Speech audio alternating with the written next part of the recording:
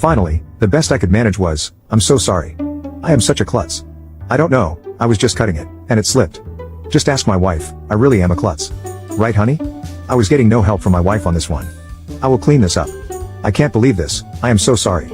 Both women continued to stare at me like I had escaped from the loony bin, as I smeared the blood around the window with my cloth napkin, dusted off the steak, and continued to mutter my incoherent explanation. I knew no one was buying the story. I knew what I had to do. I sheepishly returned to my seat and proceeded to eat every bite of that disgusting, cold, chewy, bloody, raw steak. I remained pretty quiet the rest of the evening. My wife's only 2 words to that night after the incident are "I'm fine." The next day I got a text from my wife. "Good news, my boss and I just had a good laugh over how much of an idiot you are. I hope you know you will never live this down. I love you, you moron."